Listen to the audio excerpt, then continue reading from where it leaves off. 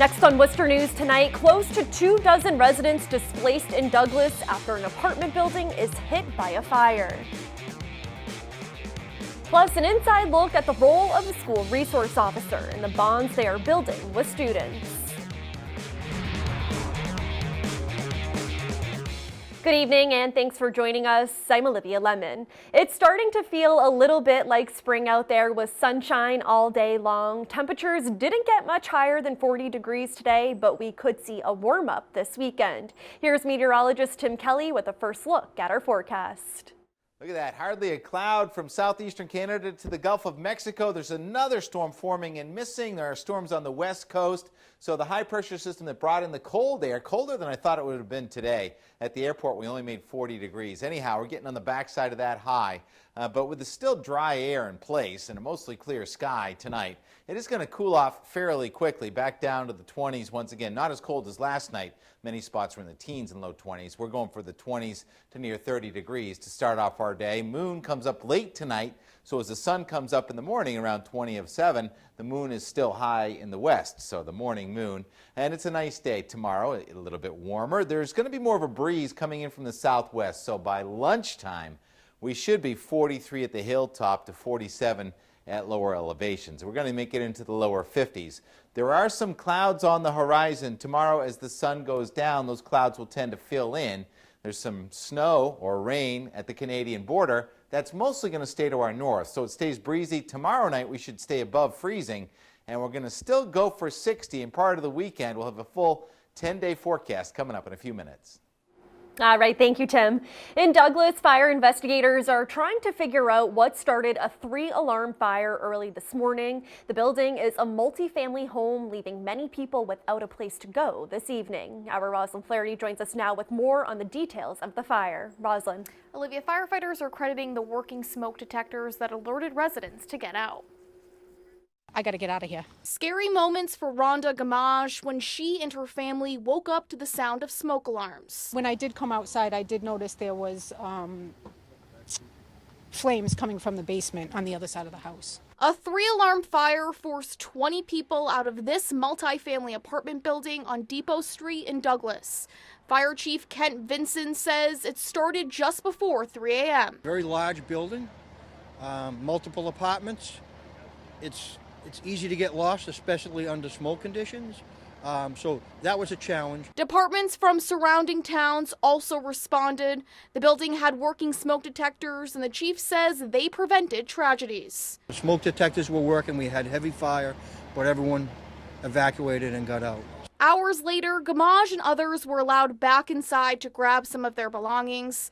The fire chief says the apartments are not livable, and he estimates the fire did about $400,000 worth of damage. Exhausted. Don't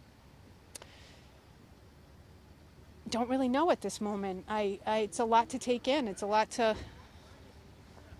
What do you do, you know? The fire chief says no one is allowed back in the building. The cause is under investigation. Rosalind Flaherty, Worcester News Tonight. The city of Worcester is looking for up to $50,000 in grant money to help with a master planning effort to develop Route 20. A $20 million sewer expansion project is expected to be complete by the end of this year. City councilors adopted a resolution to apply for and accept a grant for services with a value of up to $50,000 from a mass development program.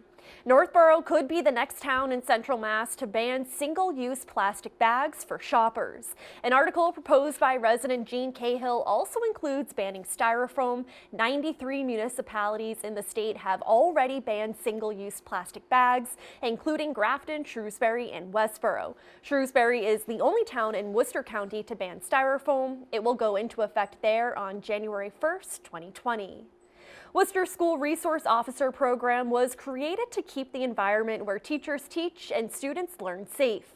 Since the program started there has been a decline in crime in city high schools. Our Chandler Walsh spent the day with South High's officer and joins us now with more on what they do on a daily basis. Chandler. Olivia, officers complete a 40-hour national school safety training to become resource officers. Resource Officer Pulsifer has been with the Worcester Police Department for 21 years and says his job at South High Community School is rewarding. Officer Scott Pulsifer greets South High students during the school day. For the 3-year school resource officer, his relationship with the students is the best part of the job. I talk to them like a parent. I treat these kids like I treat my own kids. I try to help them make better decisions and, in life in general. We want them to be productive members of society. He spends his day walking the halls and grounds, watching for people entering and leaving the building, and making sure the kids are safe and where they need to be. Trying to get a feel of, how the kids are doing that day, if there's going to be any issues, anything that happened on social media, either over the weekend or the night before. He acts as a mentor and a counselor. They know they can come to me. I have an open door policy. They can approach me any time of the day. A lot of them do. Worcester Public Schools' SRO program began in 2015 to address an uptick in school violence. 5 city high schools have their own SRO, and School Safety Director Rob Pizzella says it's working. School arrests have gone down in each of the high school since the school resource officer program started in our school system. The Worcester Police Department says there were 31 school arrests in the 2015 to 2016 school year. They've dropped every year since, and to date there have only been 4 this school year. For the most part, having the police there tends to de-escalate and calm situations, and so if there's a fight or something, a lot of times it'll quickly stop when the police show up. Officer Pulsifer hasn't had to make any arrests at South this year. He says his job is all about breaking barriers. They start not seeing the uniform itself. They start seeing me more as a person. And this year's senior class is a special one for Officer Pulsifer. It will be the first class he's been with through their entire high school career. Live in Worcester, Chandler Walsh, Worcester News Tonight.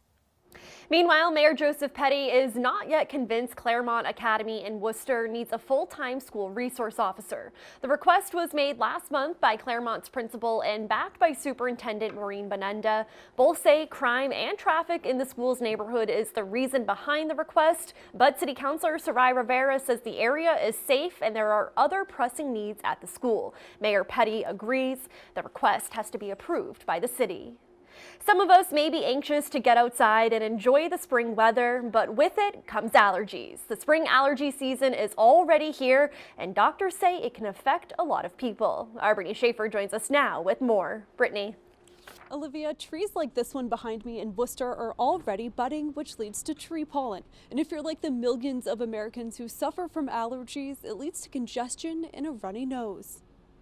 Boxes of Kleenex, and I picked up some antihistamines. William Cleveland is gearing up for allergy season. He says the recent warm weather is already giving him symptoms. Woke up with one hell of a nasal headache. I definitely have to start reaching for my nasal spray and just hope. When the weather is dry and windy, pollen and other allergens are distributed into the air, increasing allergies. UMass Memorial Medical Center Dr. Brian McGuirk says allergies can happen year-round, but are typically worse during the spring. There's heavy pollen, the changes in the flowers and the trees, and that can really affect people a lot. People can complain of similar symptoms to common colds, but often they complain of watery, itchy eyes, kind of runny nose, and a lot of stuff they're complaining about is kind of clear, runny nose. Emily McGuire uses allergy medicine daily. She says her symptoms have made her feel sick for the past few weeks. Definitely right now is the worst. I'm super allergic to ragweed and just things in general. So the last couple weeks have been pretty bad. I wake up itchy and sneezy. I wish I could breathe. Every day that I breathe normal, I took it for granted. Cleveland says he's excited to finally see some warmer temperatures in central Massachusetts, but says being outside with allergies can be tough. Even though we all like to get outside, sometimes when you come out and your car is coated, it kind of makes you want to go back in. And Dr. McGuirk says to avoid allergies, to stay away from triggers, and to take preventative medicine. Live in Worcester, Brittany Schaefer, Worcester News Tonight. New details tonight on recreational marijuana sales here in Massachusetts. State regulators say there were more than $4 million of marijuana sales the week of March 11th through March 17th. Businesses report selling more than 114,000 units of product, and the average price for a purchase was about $41. Officials say there have been more than $59 million in marijuana sales since retail shops first opened. A name missing from the city City's World War II memorial may lead the city to change its rules. Worcester native John McManus was 19 years old when he was wounded in battle, but because he didn't die from his injuries until 8 weeks later, his name doesn't appear on the Worcester Common Monument. The city's criteria states veterans had to have been killed or missing in action or lost at sea. Councillor Mo Bergman says a council subcommittee is recommending an amendment to include veterans who died within 120 days of being wounded in battle. The amendment will be presented to city councilors next week.